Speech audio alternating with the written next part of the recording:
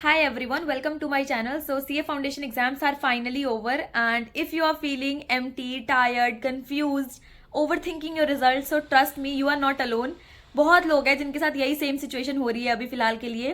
And this video is specially for CA Foundation students whose exams are just got over. And in this particular video, I'll be talking about what you should do, what you should strictly avoid, and how to mentally prepare yourself for this result का जो waiting period होने वाला है. So these are all the areas जो कि हम discuss करने वाले हैं इस वीडियो के अंदर. सो या let's get into the video. So let's start by talking about the post exam mindset. तो ये जो एग्जाम्स खत्म होने के बाद से वेटिंग, जो रिजल्ट के लिए वेट करते रहते हैं, उतना जो पीरियड रहता है, this period is more stressful than the actual exams जो हम लिख करके आते हैं. क्योंकि ये वेट करना रिजल्ट का ना, oh god, this is really stressful. जो हमारा सिचुएशन होने वाला है, ये जो रिजल्ट तक का पीरियड आने वाला है, तो ये बहुत ज़्यादा स्ट्रेसफुल होने वाला है हमारे लिए. क्योंकि हम क्या करते हैं, अपने माइंड में अपने आंसर्स को रिप्ले करते रहते हैं, अपने आप को डाउट करते रहते हैं, अपने फ्रेंड से अपने एग्जाम्स उनका कैसा गया उसके बेसिस पे अपना कंपैरिजन स्टार्ट कर देते हैं अपने फ्रेंड से कि यार उसका तो इतना अच्छा गया, मेरा तो अच्छा नहीं गया, है ना. बहुत सारी चीज़ों से हम अपने आप को एकदम घेर लेते हैं, अपने आप को ही पॉइंट आउट करने लग जाते हैं कि लाइक हमने ही सही नहीं किया कुछ भी. बहुत सारी चीज़ें माइंड में आने लग जाती हैं. बट रिमेंबर वन थिंग कि once the exam got over, आपका मार्क्स पे कोई कंट्रोल नहीं होने वाला है. आपने एग्जाम दे दिया, आप लिख के आ गए, अब छोड़ दो भाई. अब जो है वो रिजल्ट जो है वो आएगा, वो देखा ही जाएगा. आप तो अब जाके वहाँ कुछ कर नहीं सकते हो.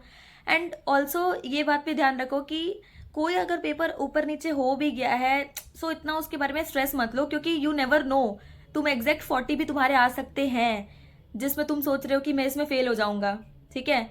एंड उसके अलावा जो और है वो तुम्हारे एग्रीगेट बना देंगे. तो अभी के लिए फिलहाल अभी ये जो पोस्ट एग्जाम का तुम्हारा सिचुएशन चल रहा है, उसको थोड़ा सा लाइटली लो, थोड़ा इंजॉय करो.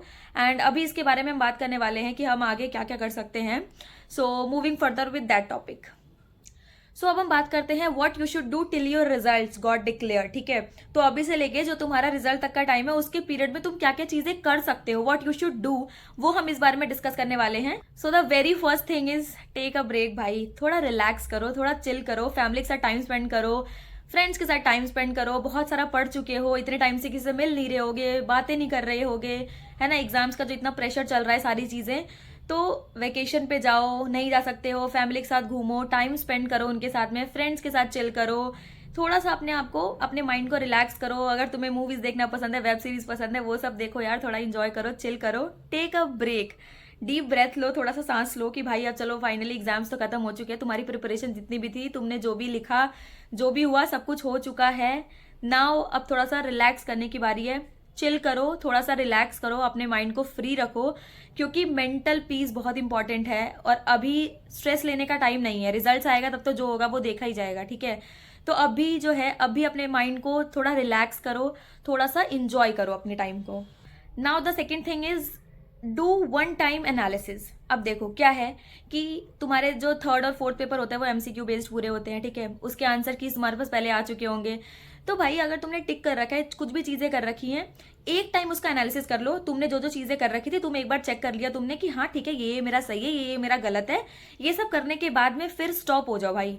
उसके बाद तुम्हें रिपीटेटिव मोड पे वही चीज नहीं करना कि तुम हर दूसरे दिन निकाल के बैठ गए कि अब आंसर की से मैच कर लेता हूँ कि भाई मेरा सही है कि मेरा गलत है, क्या मेरा है. बार बार रिपीटेटिव मोड पे अपने आंसर्स को चेक मत करो. एक बार तुमने पूरा एनालिसिस अच्छे से कर लिया कि हाँ ठीक है, इतने क्वेश्चंस मैंने अटेम्प्ट किए थे, इतने मेरे सही हैं, इतने मेरे गलत है, तुम्हारे पास सारी चीजें जो हैं, एक पूरा ट्रू पिक्चर आ जाएगा. और फर्स्ट और सेकंड पेपर के लिए जो तुम एनालिसिस कर सकते हो वो कर लो, लेकिन एक टाइम कर लो. और उसके बाद में फिर उसे टच भी मत करो, उसको छूने की जरूरत भी नहीं है तुम्हें. क्योंकि जितना तुम बार बार रेपिटेटिव मोड पे उसको देखते रहोगे, उतना तुम्हें एंजाइटी होगी, उतना तुम ओवर थिंक करोगे कि यार मैंने ये चीज गलत कर दिया, मैंने वो चीज गलत कर दिया. क्योंकि कुछ ना कुछ तो मिस्टेक्स हुई होंगी एग्जाम्स के अंदर, है ना. फिर वही चीज करते करते तुम्हारे दिमाग पे असर पड़ेगा इसका, तुम फ्रीली कुछ इंजॉय नहीं कर पाओगे. तो इससे अच्छा है कि एक टाइम बैठो, पूरा एनालिसिस करो कि मेरा ये ऐसे ऐसी चीजें हुई हैं, एंड उसके बाद स्टॉप इट. उसको बंद करके एक कहीं कोने में रख दो कि भाई ठीक है, अब मेरा हो गया, जो इतना एग्जाम्स होना था सब कुछ हो गया है, अब इंजॉय करने की बारी है, ठीक है. तो वन टाइम एनालिसिस कर लो. उसके बाद कुछ भी मत करना, नथिंग. थर्ड थिंग इज कि तुम थोड़ा सा सीए इंटर का जो सिलेबस है वो एक्सप्लोर कर सकते हो, ठीक है. तो थोड़ा इंजॉय किया, सब कुछ करे, ठीक है. उसके बाद फिर थोड़ा टाइम बच रहा है, चीजें हो रही हैं, तो थोड़ा थोड़ा इंटर के सिलेबस से वो कहते हैं ना रूबरू होना स्टार्ट करो कि भाई जस्ट टू नो कि क्या क्या होता है, क्या क्या एग्जाम पैटर्न होता है, कैसा सिलेबस होता है, कितने सब्जेक्ट्स होते हैं, क्या चीजें होती हैं। सो लाइक एक ओवरऑल समरी काइंड ऑफ तुम जान लो कि हाँ भाई इंटर के सिलेबस में ये चीजें होती हैं, ऐसे से उसका पेपर होता है, इतने पेपर्स होते हैं। तो ये सारी चीजों का एक ब्रीफ आइडिया ले लो just to be mentally prepare कि हाँ भाई इंटर के सिलेबस में क्या क्या चीजें होती हैं। तो थोड़ा सा तुम ओवरव्यू ले सकते हो इंटर के सिलेबस का, तो थोड़ा सा लाइटर नोट पे ये स्टार्ट कर सकते हो तुम। जस्ट देखो, ये नहीं बोल रही कि मैं पढ़ना स्टार्ट कर दूं अभी से कि हाँ भाई इंटर में ये सिलेबस है और अभी से मैं एक चैप्टर करना स्टार्ट कर देती हूँ। नहीं भाई, ऐसा कुछ नहीं करना है। बस तुम्हें गो थ्रू करना है, बस तुम्हें जानना है कि ये सिलेबस में होता क्या है, कितने सब्जेक्ट्स होते हैं, क्या क्या चीजें होती हैं इसके अंदर। ठीक है, तो इससे रिलेटेड तुम थोड़ी बहुत वीडियोस देख सकते हो कि हाँ भाई इसमें ये सब्जेक्ट होता है, ये होता है, तो वो सारी चीजें तुम चेक कर सकते हो। The next thing is focus on your routine and health. अब देखो, जब से एग्जाम चल रहे हैं भाई, अपने ना तुम्हारा रूटीन बना होगा कुछ ढंग का, ना तुम्हारी हेल्दी लाइफ चल रही होगी अभी, क्योंकि भाई एग्जाम्स डेज ऐसे होते ही हैं कि तुम जो है कितना भी कर लो, तुम अपने रूटीन फॉलो कर ही नहीं सकते हो। तुम ना एक्सरसाइज कर रहे होगे, ना कुछ कर रहे होगे, ना ढंग से खाना खा रहे होगे, बस लगे पड़े हो पढ़ने पढ़ने पढ़ने में। तो अब थोड़ा टाइम है, थोड़ा रिलैक्स करने का टाइम है, तो वॉक पे जाना स्टार्ट कर दो, थोड़ा हेल्दी खाना स्टार्ट कर दो, अपना रूटीन बना लो अच्छी तरीके से। ऐसा नहीं है कि अब एग्जाम्स खत्म हो गया तो अब तो बिल्कुल ही रिलैक्स है कि भाई 12-12 बजे उठ रहे हैं, 1-1 बजे उठ रहे हैं और फिर ऐसे ही चल रहा है। थोड़ा सा रूटीन अपने आप को, रूटीन में ले आओ अपने आप को, और थोड़ा सा अपने ऊपर ध्यान देना स्टार्ट कर दो, क्योंकि अपने ऊपर ध्यान दोगे तब तुम्हें अंदर से अच्छी फीलिंग आएगी। The last thing is learning skills. ठीक है, तो स्किल्स किसी भी तरीके का हो सकता है, whether it is related to your hobbies. अगर तुम्हें लगता है कि कोई तुम्हें चीज पसंद है तो तुम उसमें और एक्सपर्टीज कर सकते हो, या फिर तुम्हें लगता है कि कोई तुम्हें न्यू चीजें सीखनी है तो तुम उसके अंदर वो चीज सीख सकते हो।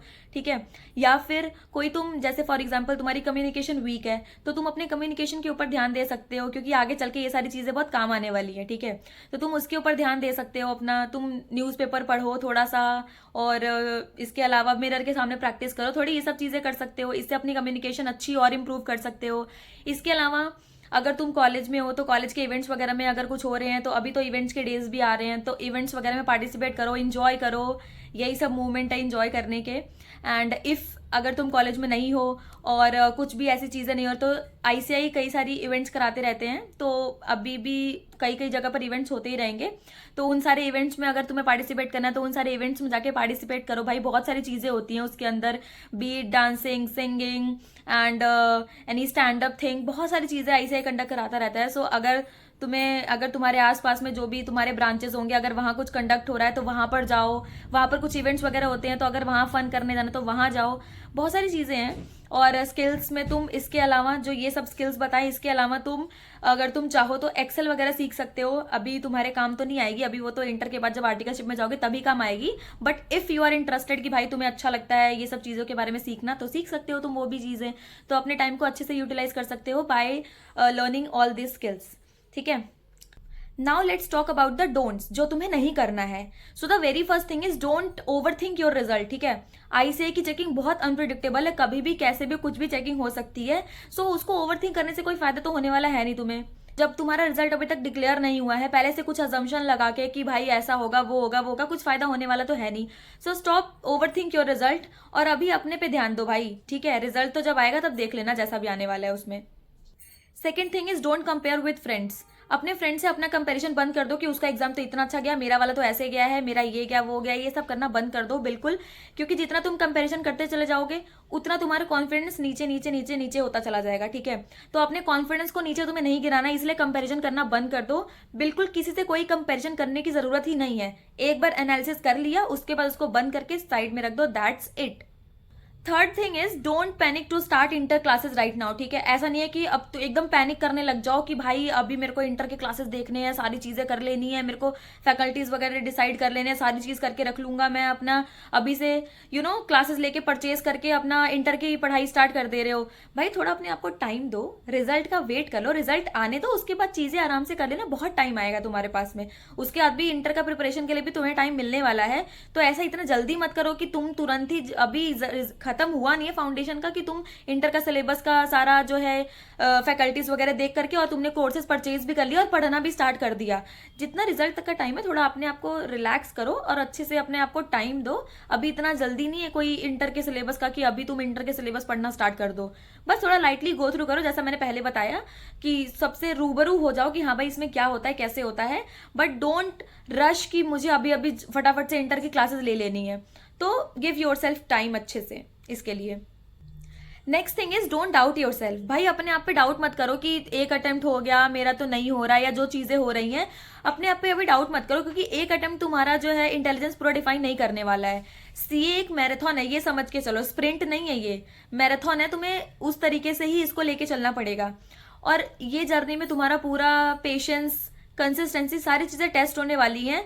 सो इसके लिए इतना मत पैनिक करना, अपने आप पे डाउट मत करना कि मेरे से नहीं हो रहा है, मैं नहीं कर सकता, या जो भी चीजें हैं। सो अपने आप को डाउट करना बंद करो, तुम अच्छे से कर सकते हो। और यार मेहनत के साथ साथ बहुत सारे फैक्टर्स भी मैटर करते हैं, तो मेहनत तो करना ही करना है, साथ साथ में और सारे फैक्टर्स भी काम करते हैं। कभी ऐसा हो सकता है कि तुम्हारे और सारे फैक्टर्स तुम्हारे फेवर में ना काम करें, बट इसका मतलब ये नहीं है कि तुम अपने आप पे डाउट करना स्टार्ट कर दोगे। अपने आप पे डाउट करना बिल्कुल बंद कर दो, अपने आप को बिल्कुल रिलैक्स रखो एंड अपने आप अंदर फेथ रखो कि you can do that. And lastly, whether the result is pass or fail, always remember one thing, that you did something brave by choosing CA। and इसके बाद तुम अपीयर करने गए एग्जाम्स में। कितने बच्चे डर जाते हैं कि वो एग्जाम्स में अपीयर होने नहीं जाते हैं। एटलीस्ट तुम गए, तुमने अच्छे से प्रिपेयर किया, तुम अपीयर हुए एग्जाम्स के अंदर, तुम एग्जाम्स देकर के आ चुके हो। रेस्ट एवरीथिंग जो होगा वो आगे देखा ही जाएगा, but at least be proud on your self कि भाई तुम एटलीस्ट अटेम्प्ट देने गए, तुमने स्किप नहीं किया कुछ भी चीजें, तुमने उसको फेस किया, तुम अपीयर हुए एग्जाम्स के अंदर, तुम एग्जाम्स देकर के आ चुके हो। ठीक है, and trust me, this journey will test your patience, mindset, consistency over intelligence. So just stay calm, trust the process and believe in yourself. Now coming to the end of the video, so if you find this video really helpful, so don't forget to share it with your CA friends and don't forget to like, subscribe and comment to my channel. मिलते हैं next video के लिए, तब तक के लिए okay bye.